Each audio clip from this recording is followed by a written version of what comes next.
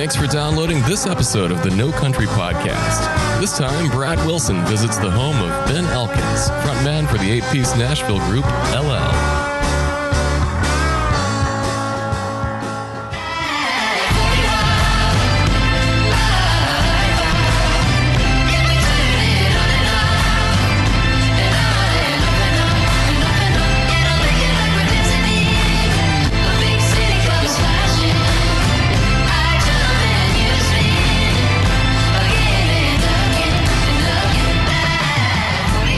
What's up, guys? You're listening to the No Country Podcast, and this episode features an 8-piece Nashville band whose Afro-electro beat sound has them buzzing far beyond the walls of Music City. The band's first single, the infectious summer anthem 40 Watt, dropped last month to instant acclaim, quickly reaching the top 20 at blog aggregator Hype Machine.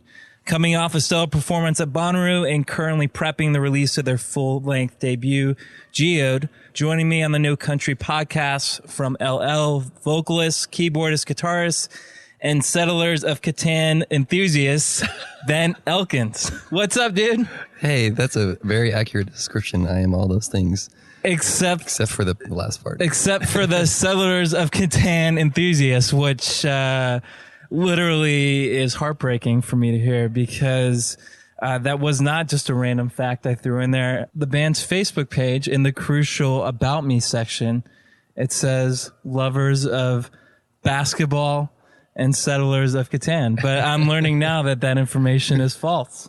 I'm a liker of it. I'm just not a lover of it. You're not a passionate Catan fan? I think that's probably more descriptive of. There's also some people in the band that are likers of basketball, but I happen to be a lover of basketball. Okay. Most of all NBA and playing it myself. But then it's probably just a balance. There's probably some people that lean more towards the Settlers. You know, there's two groups of people. More lovers of Catan, less lovers of basketball.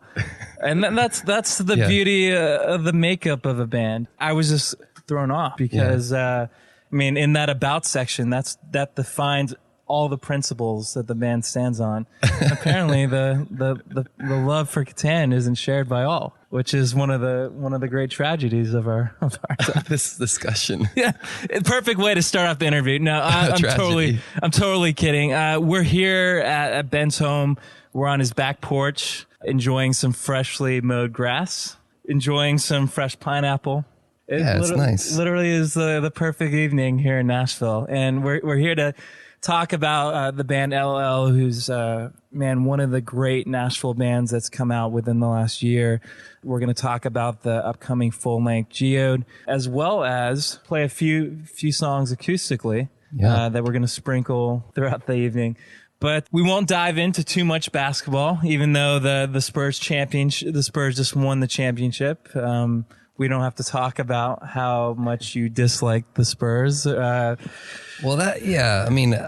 did dislike the Spurs. However, when recently I watched some of the highlights, I wasn't able to watch that final game that they won. I didn't really like. I shouldn't say I wasn't a fan. I wasn't rooting for either of those teams throughout the season. Almost every game, if either of those teams was playing another team, I would be rooting against them. My favorite team is the Oklahoma City Thunder. Yeah.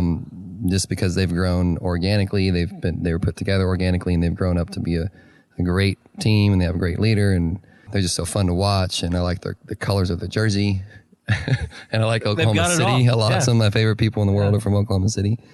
But anyways, once I watched that final kind of recap of the Spurs game, it kind of changed my perspective on the Spurs. I've never been a huge Tim Duncan fan. I've always liked Manu Ginobili quite a bit because he's just wild when he plays. Yeah. I kind of like that. But Tim Duncan never really, Well, you mentioned this. He's got that classic, shocked face all the time, what surprise. Did I do wrong? Yeah. I didn't do anything wrong ever, Classic. And so anyways, but it was just a clip of him with his kids, and he was just relishing in the moment, and, it just really got to me because somebody, especially I think he's 37 or so around that years old, and for somebody to go all the way through an NBA season after losing such heartbreaking finals last year, and to go through the whole season and to go through all the playoffs and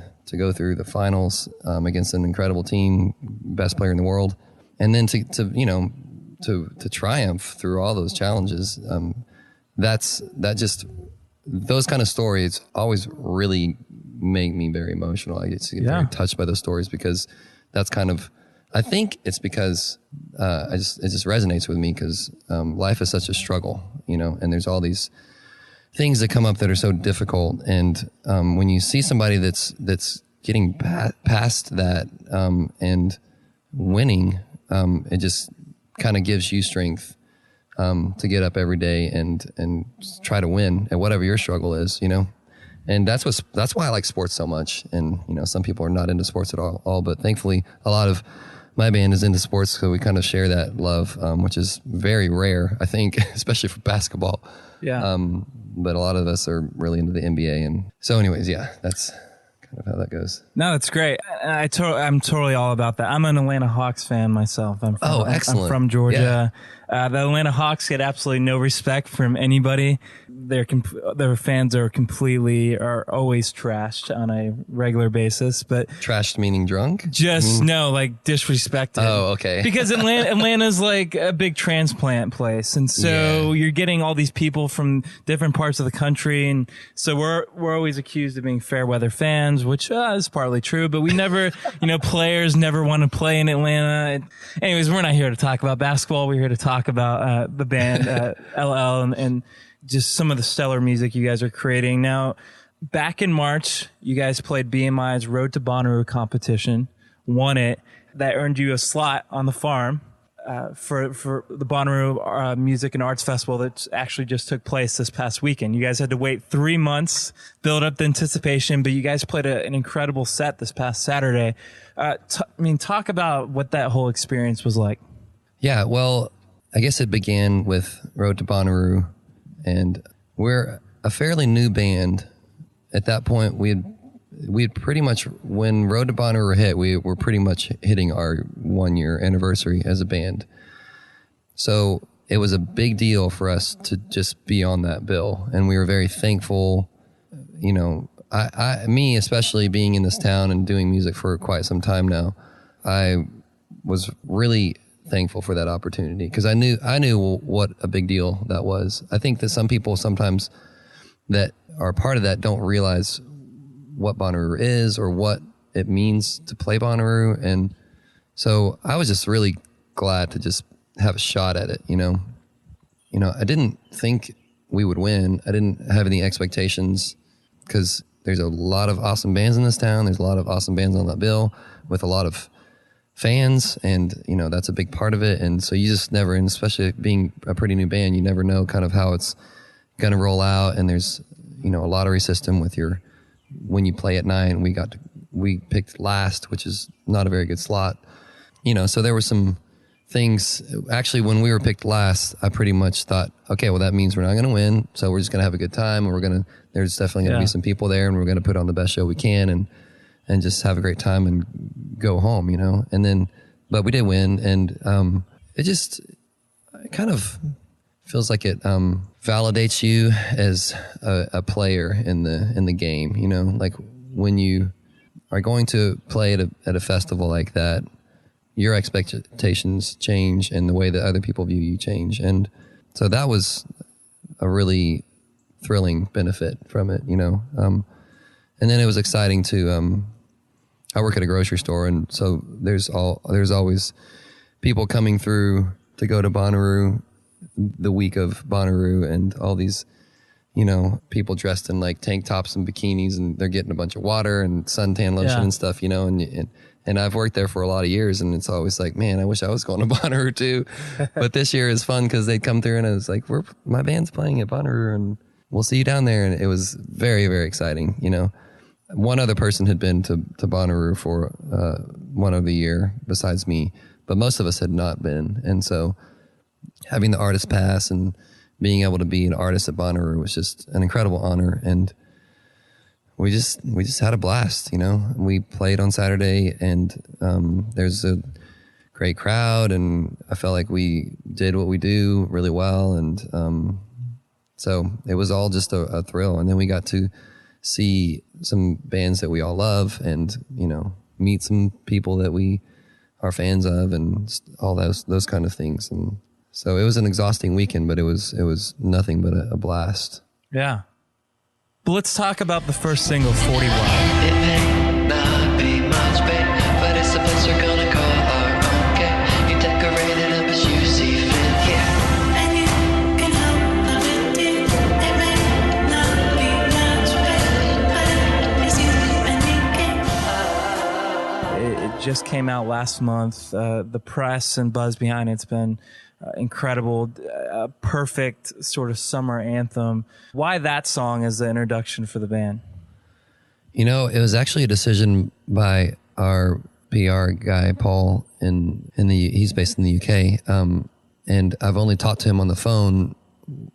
And then, so, we've never met in person. It's amazing that somebody you've never met in person can make such an influential decision in your life. But, I wanted to release a song called Kiss Kiss first.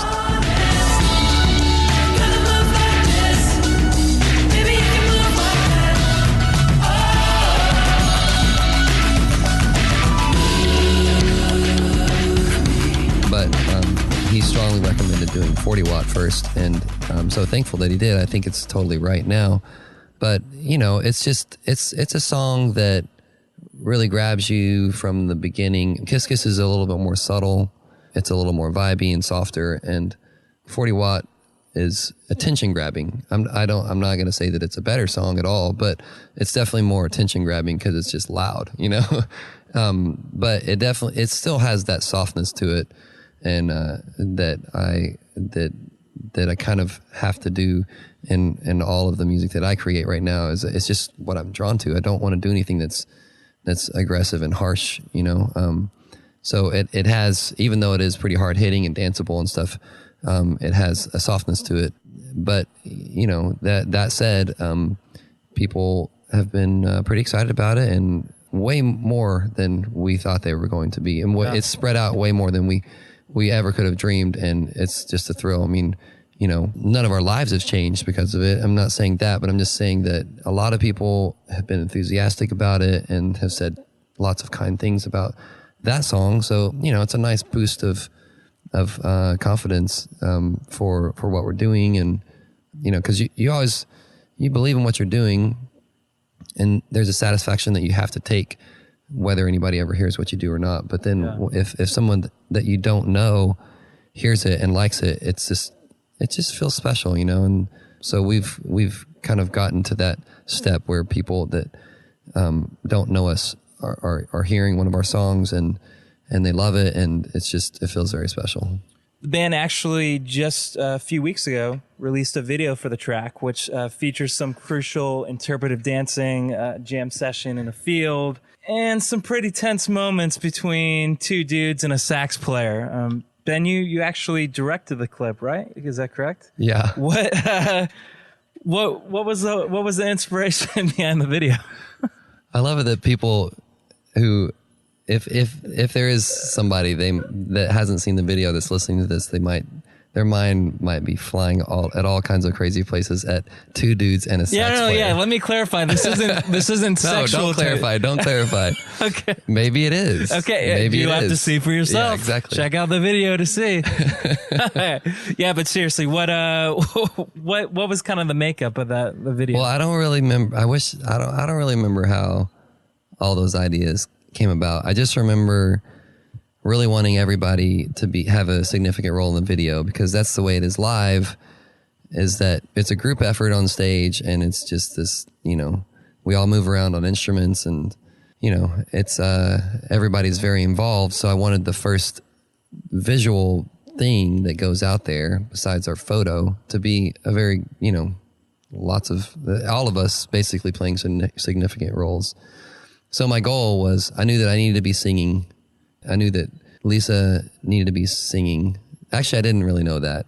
My wife, Lisa, sang on that track. She's not in the band at all. And she was featured in the video as well, She's right? in the video, yeah. I had to really talk her into singing on the track initially, like on the recording. It was only going to be a demo originally. I just kind of wanted a female vocal on there. I knew it needed to be a duet. I thought maybe at some point I would get somebody later on down the road, one of my friends in Nashville or some female vocalist to do it.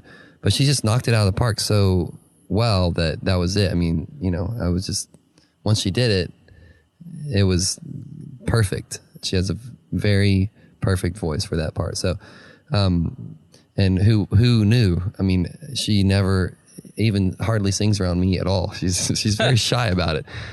So anyways, just wanted all these elements to be in the video. And, so it was all about kind of like figuring out scenes that people made sense in. And yeah, the two dudes in the saxophone is kind of the only story-ish part in the video. And it's two guys that pull up in a van and they look like they're going to go mess somebody up because they're real mean looking, but instead they give them love.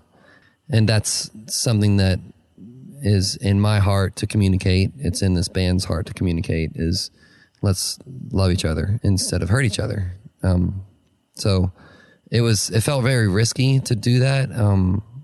I felt pretty nervous about it because the way that it's communicated is they throw paper hearts into his case, and it's basically saying like, we love you, Yeah. And whenever you do something like that could be considered cheesy, it's very scary to do, and especially when you're doing it in an atmosphere that's full of like cool people, kind of people with straight faces, which being the rock pop music scene. But really, that's kind of what a lot of us are trying to communicate anyways, and more in our culture, thankfully, that's becoming more of a popular message. Lots of people are doing it really well now, just communicating acceptance and love. And so that was our first stab at it. And thankfully, everybody that's seen it, it is communicated and it works. And they're not like, oh man, you're. Anyways, I'm glad that it works.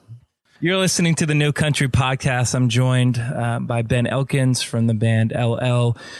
We're talking about their debut full-length, Geode, as well as their recent performance at Bonnaroo. And we're actually going to try to play a song acoustically. This is a song off of the upcoming full-length. Why don't you talk about that for a second? What track is that? Yeah, this is actually the lead track to the album. It's called Change My World. On the album, there's a long instrumental intro, and then it kind of rolls into this song. And this song is about someone who, when you meet somebody and they change things for you, you want to do anything for them to make them happy also. And that's what's happened to me in my life. And so the chorus says, if you change my world, I'll do anything for you. And then it kind of talks about some of our initial times in Nashville when we first met.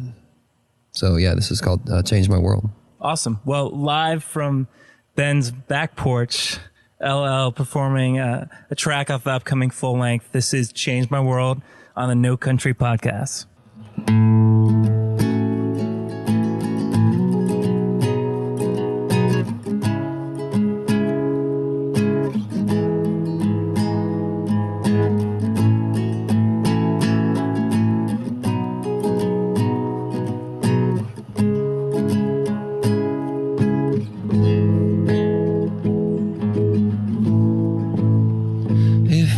Change my world, then I'd do anything for you. If you can change my world,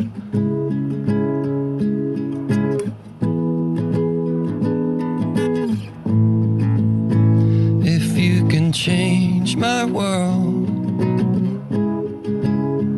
then I'd do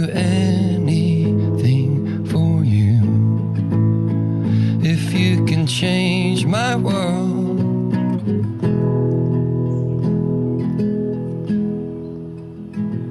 When the boat and the water come together, they wave pass us by. And it scares you a little, but I've been scared a lot all of my life.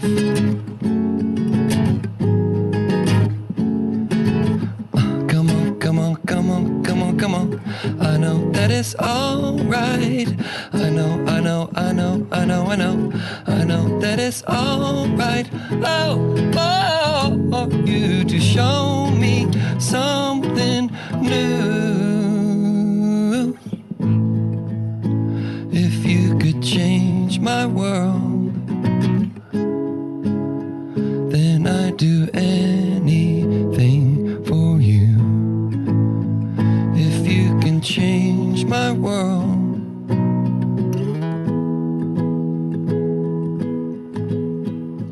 our city she knew that now the boat had passed through, we needed peace. So she turned down the lights for you and I in the night, in the breeze. Come on, come on, come on, come on, come on. I know that it's alright. I know, I know, I know, I know, I know. I know that it's alright. Oh, oh, oh, you to show me something new.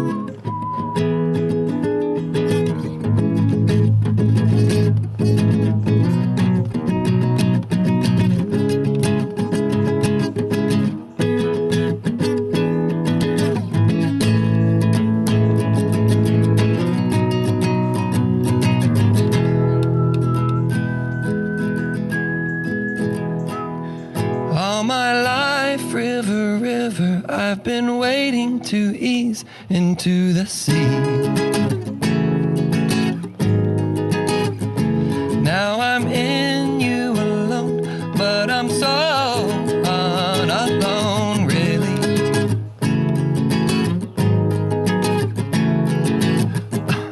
Come on, come on, come on, come on, come on. I know that it's alright. I know, I know, I know, I know, I know. I know that it's alright.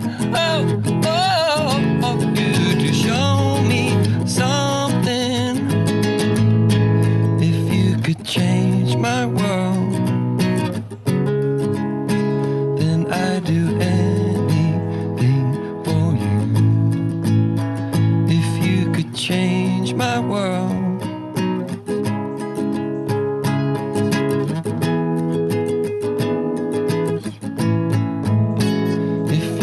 change my world,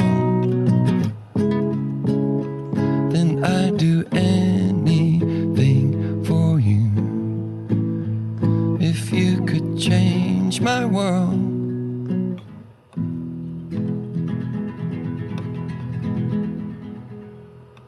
Wow, Ben, that was awesome. Just kind of talking about that sound, because you are influenced. There's a ton of world influence, a ton of pop influence, but as a vocalist, what you lack in sort of technical prowess, you more than make up for in like an honesty and fragility. Starting this band, were you concerned that your voice might not fit alongside a sound that at times can be very bombastic? Yeah, definitely. I mean, and I still, kind of worry about that because I am at a point in my life, and this would be a long story to get into, but my voice is not what it used to be, and hopefully I'll get it back at some point. But I sing in a mid to low range, you know. And one of the benefits from that is that it has caused me to sing softer, and ultimately, and people have told me this for a long time, actually people, including my bandmates, back in Hey Penny days, we all kind of agreed that my voice sounded nicer at the lower thing. I just couldn't handle not pushing it and singing high and really getting it, because that's what we did, and I was really into it and stuff. But I've kind of been forced by physical restraints to sing lower and softer, and it's honestly where my voice sounds best anyways, you know. So but the frustrating part sometimes is that I hear things that I want to be able to sing and I can't, you know. And so the only way that I can get around that is to say, Tim Cook, can you sing this part? You know? Yeah. Or Zach or Alex or Jojo or Freddie, or I mean, everybody in the band can sing. And, you know, it's one of the benefits of having a bunch of neat musicians and great musicians in the band, is that they're filling spots that I can't fill anymore, you know? Yeah. And so that's kind of the way that we're getting around it. And it makes the sound maybe more interesting than it would be if I was singing it myself, you know? Yeah, it definitely has a much more communal sound overall. Everyone contributing. It's kind of, even though you may be the leader, you're not the front man per se. It's definitely like, the band as a whole is a sound. And I think that's what makes it so unique. And you've got so many influences that you're pulling from. Well, prior, you said that in March was the 1-year anniversary of the band being together. And for those who are, you know, familiar with the Nashville scene, you've been a staple as a musician in various projects for the last several years, most notably the band Hey Penny. Going from that, you did that band for, you know, I guess 8 years, until leading up to the formation of ELEL. What were there different expectations going in, or really just kind of backing up? How did ELEL even come together? So Hey Penny had hit a plateau, and we had all kind of known that. We were all kind of feeling that and getting, you know, kind of angsty feeling about the band plateauing, you know. And we had made a decent splash in Nashville, and we were all proud of that. But as far as getting it outside of Nashville, it was we just couldn't figure out how to do that. And when I started this new band, one of the things that I made a priority was to get it outside of Nashville, you know, because that's when you got to do that, you know, if you're going to be a band. And absolutely. There's several bands of note that have done that recently that are just doing so well. Moon Taxi is a great example. Kopecki Family Band, totally. Wild Cub, you know, just to name a few. I mean, I know there's a lot in Nashville, but those are all friends of mine, and that I've just seen kind of rise up from being this Nashville band to now they're big touring acts and they play big festivals. And that's kind of like what I wanted to try to do with this new band. So I got together with actually people from all those bands and asked them advice, and they all had very different answers on what worked for them.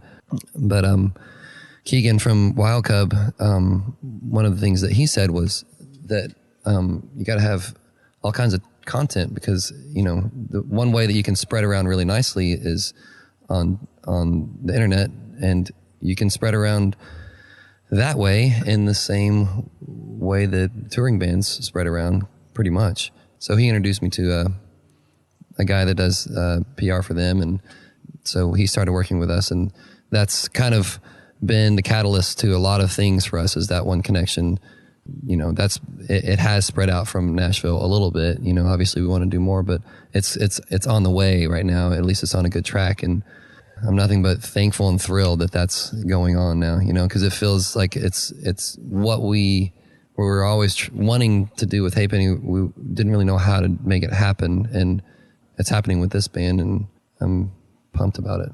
So with the band sound, It's a pretty dramatic departure from anything that you'd done previously. What brought on that change of direction? Meeting a lady named Eliska. We all call her Lisa. It's my wife, but her name is Eliska, and our last name is Elkins. That's where the name ELEL comes from. But everything changed in my life when I met her. I've recently gone through some difficult things in my life, and I met her, and everything kind of just settled down into this way of life that felt very natural to me because it was a lot like the way that I grew up. She listened to a lot of the same music that I did when I grew up, like old music, like Van Morrison and old soul music and stuff like that. So she also introduced me to some new music that was just soft and pretty and vibey. A good example is Beach House, and Tori Moi, and those bands are their music is so powerful, but it's so kind also.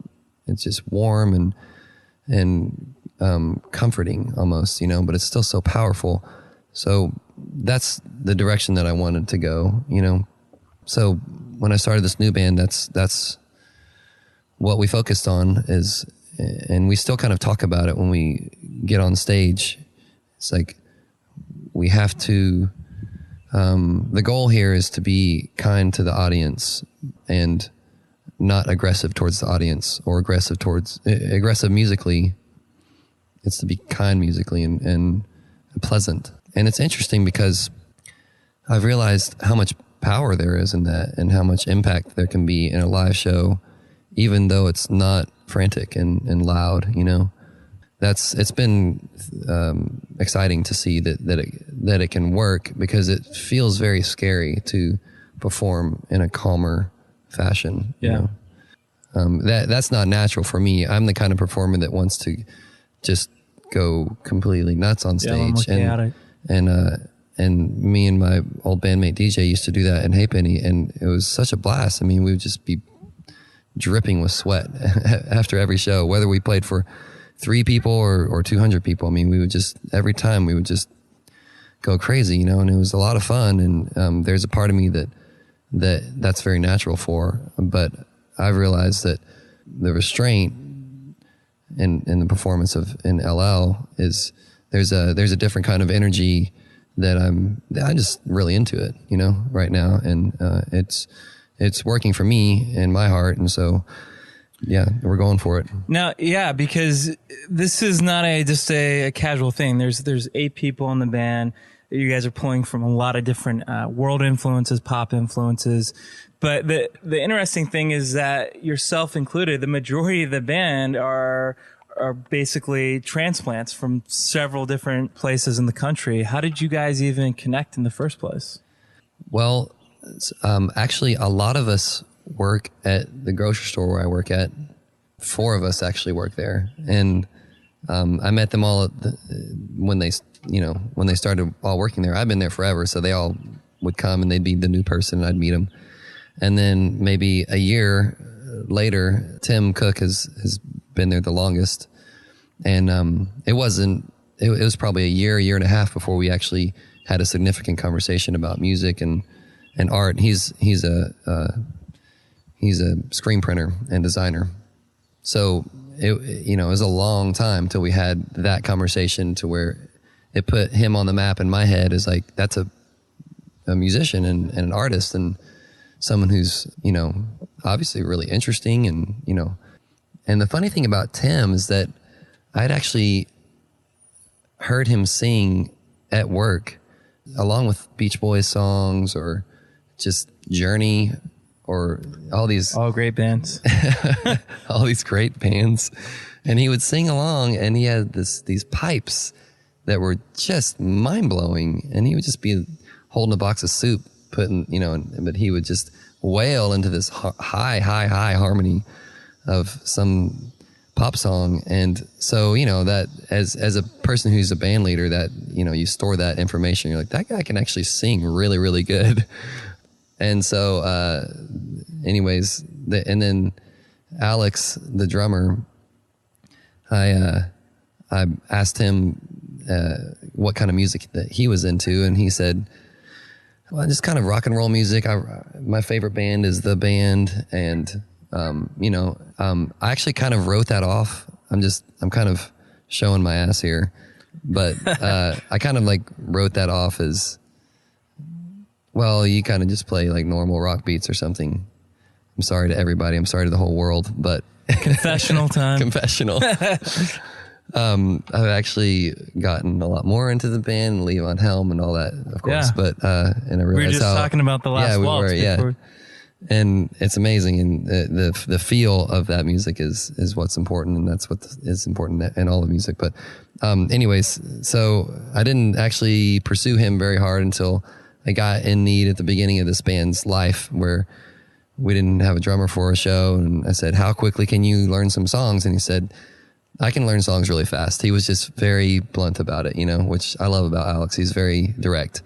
And so I gave him a few songs to learn, and a few days later we went on the road, and he just knocked it out of the park. He's great.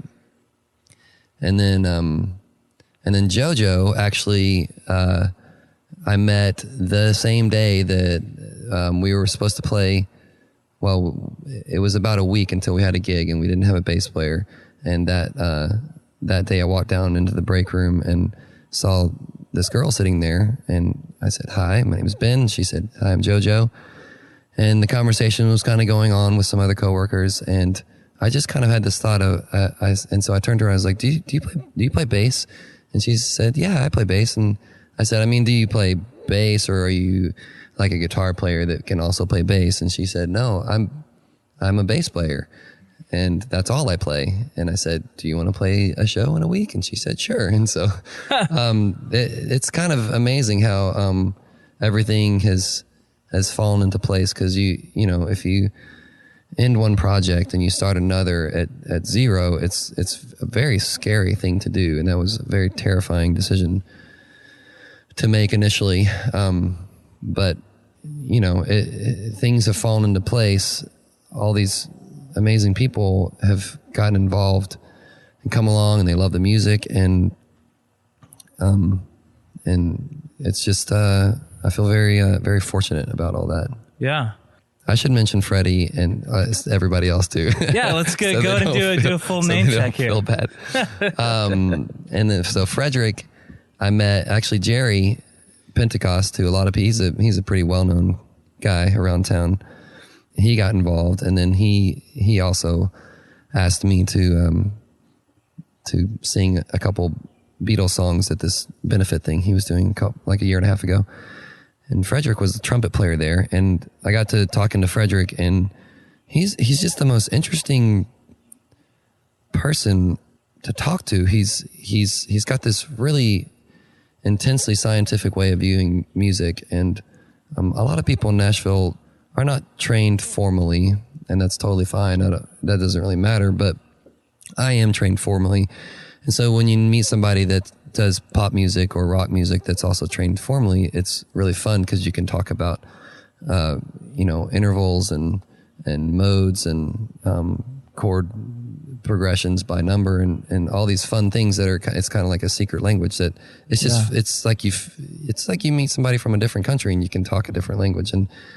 And Frederick was like that. And so we had this immediate bond. And so he started coming around, and then one practice, he just brought this other guy named Stefan, who had his saxophone in his hand, and he was just going to stand around. So instead of letting him stand around, I said, well, you're here, so here's a part. Why don't you start playing? Why don't you play this part? And that's, Stefan snuck his way in, but we're all very glad that he did, because he is an amazing saxophone player. He brings a real interesting life, and especially like a jazz perspective to the group that's been really exciting. And we're going to explore that a lot more in the future. I can't wait to have time to do it. Well, it sounds like there's an absolute like rock and roll grocery store a breeding ground of Nashville musicians. I love that. I love those kind of stories and how people get together. Now, you're listening to the No Country podcast. I'm joined by Ben from ELEL. I do this on every podcast, so I want to talk favorite albums. What are 5 albums all time that get you through the day? All right. Well, no pressure. Most of them are kind of older, but I would say I'll start out with a new one. It's Vampire Weekend's newest album, Modern Vampires of the City. Yeah. I love the beauty of that album. There's something that's very comfortable about it. It's just so well done. As a music producer, it just makes me feel so happy that somebody nailed it so strongly. Almost every song on that album I just love so much. And it's so groovy. It's so beautiful. The textures are just so pleasant. The vocal performances are just extraordinary. I read about it, and they actually meticulously went through the album and took out any unpleasant frequency. So there's no harshness to the album at all. It's really a pleasant sounding album, even frequency wise. So, and it's just an A+++++. Not that my opinion matters, but I just, like I said, from a music producer's standpoint, it's just somebody who really, really did it and did it so well. Yeah. And everything, songwriting, production. And it makes sense because a lot of the early press on ELEL, a lot of people are drawing comparisons to Vampire Weekend. And so that's obviously something you're comfortable with. Oh, I mean, every time, yeah, that's definitely a thrill whenever somebody says that. An honor, indeed. All right, album 2. Best of Bread, Volume 1. Whoa. That's that Yes. Actually, people in Nashville might remember the Chris Crofton show, Best of Bread. I didn't really never know what that meant, but he loves the band Bread. Yeah. And much later than, much later, I learned about this band from my wife, and we have both Best of Bread 1 and Best of Bread 2. And they're just these dudes that wrote these great songs, great arrangements. It's heartfelt, unashamedly heartfelt music. And not many people know about them nowadays, but they were great. And it's just such a comforting album to listen to, because we've listened to this album for a lot of our relationship. And yeah, that's awesome. And actually, Chris Crofton gave Volume 2 to my wife for her birthday. So whoa, that's huge. Yeah, a couple years ago. So now we have both of them. But Volume 1's the best. Van Morrison, Astral Weeks is what a landmark album. Yeah, I mean, it's on a lot of people's lists and all that. But just the emotion and the delicacy to the album, it just proves that you can do something delicate and also very powerful. First out, we have Vampire Weekend, Van Morrison, Astral Weeks, Best of Bread, Volume 1, and now you got a Bee Gees album, right? Yeah. Which Bee Gees? Yeah, it's the album's called Main Course. It's just great songs. It's not really that disco-y, which is mostly what they're known for. But this isn't that. This is just a year or two before Saturday Night Fever. Yeah. But what about the album do you love? Just the songwriting and the vocal performances, the production, kind of the same thing as all these albums, except for my 5th one. But all the rest of them are just a tenderness about the music and strong songwriting and strong performances. And some of the songs are kind of, especially on this Main Course one, very powerful and kind of groovy, and then some of them are kind of more softer moments. And so, yeah, I don't know. It's all of Astral Weeks and Main Course and Best of Bread 1 and 2. I'll go ahead and sneak that one in there too. Yeah. Are just really comfortable albums to put on, but we put them on our record player sometimes, and they're just kind of the music of our relationship, and my relationship with Lisa is what makes me feel ultimately comfortable in my life. And so sometimes if things are tumultuous feeling, stormy season, Yeah. I can put on one of these albums and it kind of helps me feel better. I love that. So finally, number 5 to round out the list. Number 5 is Aretha Franklin, Live in Paris. Live album. Yeah, it's this record that we just happened to pick up at Funnel Lux. Oh yeah, great killer store. And just kind of took a chance on it. And it's this album is different. It's not about necessarily the production. Obviously, it's a live album, but just the rhythm section mostly on these songs is just so on it, you know. And the groove and the soul of the music is so spot on, and it just makes you kind of hurt with how good it is, you know. And then the background singers and her performances on all the songs. There's even one point actually during the set that she's like, "How about this rhythm section I got?" And you pretty much want to yell also because it is really, really on point. Love it. And she plays, I Can't Get No Satisfaction. Anyways, that's all I got. Yeah, no, It's that's great. It's a great live album. That's a crucial list. I'm hanging out on Ben Elkin's back porch. We're enjoying this beautiful summer weather. We're talking about his band ELEL. The band's first single, 40 Watt, just dropped last month to rave reviews. I want to mention their full length, Geode. There was initial talk of it coming out as soon as the end of this month, June 26th, but that date's actually being pushed back. What happened there? Well, we were planning on self-releasing, and there's some possibility of not self-releasing. So, which, you know, is every band's dream. That's independent, is Totally. to get picked up by something that's stronger and will spread out farther than what you could do on your own. So we're just kind of going to wait for a little bit, and we'll see how it goes. Yeah, because the album itself, it's very, and you and I talked about this before we started, there's such a warmth to the album. You could, Yeah, I mean, it feels like summery music to me, and it always has been. In fact, a lot of this album was pretty close to being done by the end of the summer last year. Oh, really? I mean, it ended up getting a lot more work done on it in the fall. But the goal is to not release it in the fall or the winter, because it's not. You know, I feel like music is.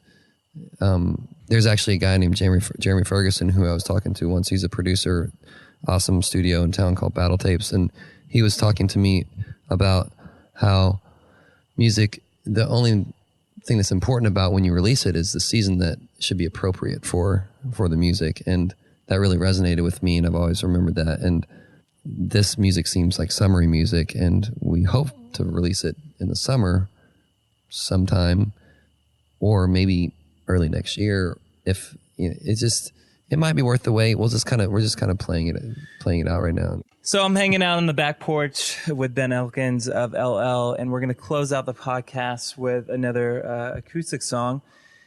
And it's actually the title track from the album, which, Ben, you kind of had some hang-ups or reservations about going with a title track. Talk about that. Yeah, I mean, naming the album the same as one of the songs is something I've just never really liked when people have done that. I'm not sure why. I guess it seems like the album should have its own name. But in this case, it just kind of worked. One of the songs is called Geode, and it just kind of ended up making sense to name the whole album Geode also. It's just a pleasant sounding word. What does it mean? And yeah, it's a rock formation. I used to get them for my birthday when I was a kid. Or Nice. I mean, I did once. I got one for my birthday when I was a kid. And it's kind of looks like a ball of rock, but then you break it open and it's all this crystally looking stuff in the middle. I'm not sure what it technically is, but it's this thing that looks like something on the outside, and then when you break it open on the inside, it's something much different and in a way much more beautiful. And so this is the song that also emotionally kind of makes sense, because it talks about when Lisa and I first got married. We took a big road trip out to New Mexico, and the first 3 days of our honeymoon was really terrible, actually. It was my idea to have to take a road trip on our honeymoon. She wanted to go to a nice beach or something relaxing, and I said, no, let's take a big, awesome road trip. And so for the first few days, we had really bad car trouble, and it was really hot, and our air conditioner went out, and all this kind of stuff. And it was really uncomfortable, and I was getting really nervous about my decision. But then we got over the New Mexico border, and everything just changed, and everything got calm and peaceful and just like really wonderful. And it literally felt like the air felt different when you crossed over from Texas to New Mexico. And so that's kind of what this the first part of this song is about. And then it's also about how there's all this violence in the earth, and that's what makes things like geodes and diamonds and all this pressure and heat, and makes all these rocks that we like looking at and walking around on. But there's already been a lot of violence in the world, just naturally. Why are we creating violence unnaturally? There's already been enough. So let's try to understand each other and know that we're all pretty much the same. So yeah, we can get in arguments and all that, but in the end, let's not be, no more war is what the last lyric is. So wow. That's awesome. Thanks. Well, Ben, thanks so much for hanging out. Ben is Ben from ELEL. The debut full length is Geode. He's going to close us out with the title track. It's been an awesome hang.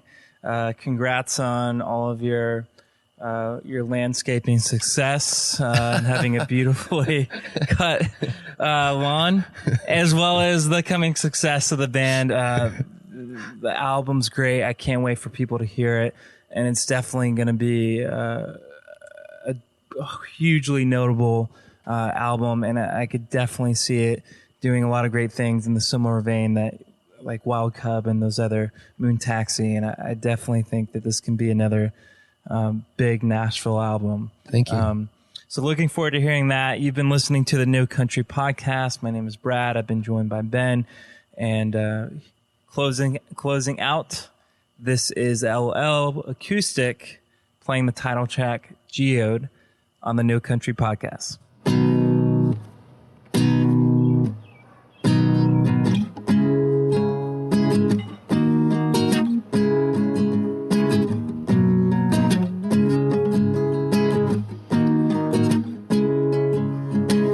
Just cross the border.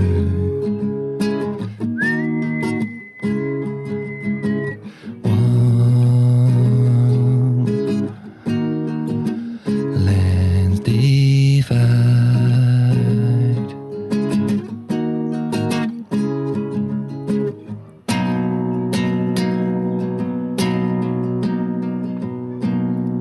Now we know New Mexico.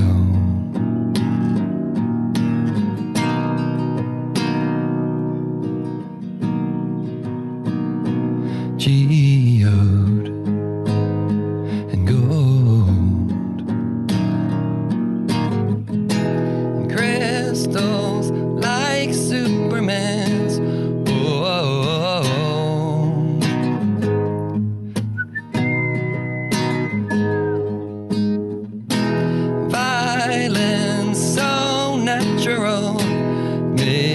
down below. Oh, do, do, do, do, do, do, do, do, do, do, do,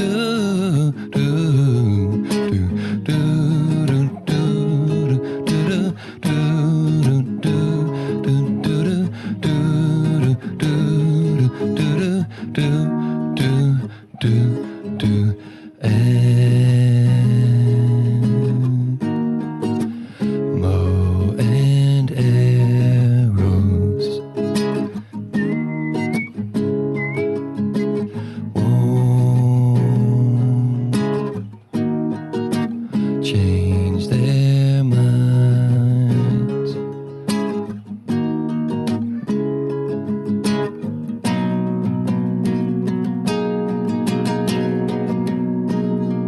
When they come around, they lay your body down.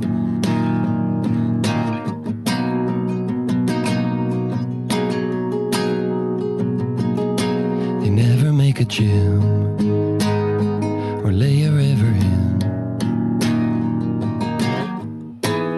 We've been shaken enough from our core.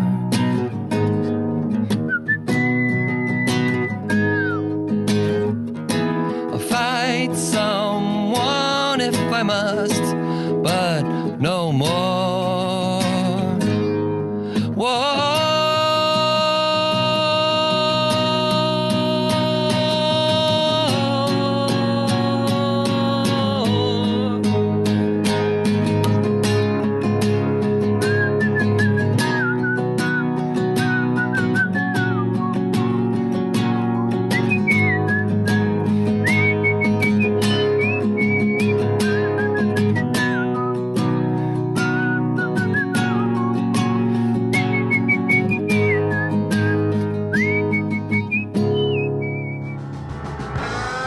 Thanks for listening to the No Country Podcast. Be sure to check out NoCountryForNewNashville.com for new episodes and the latest on Nashville's independent music scene. The No Country Podcast is hosted by Brad Wilson and produced by Stan Edward. Theme song composed by John Davis.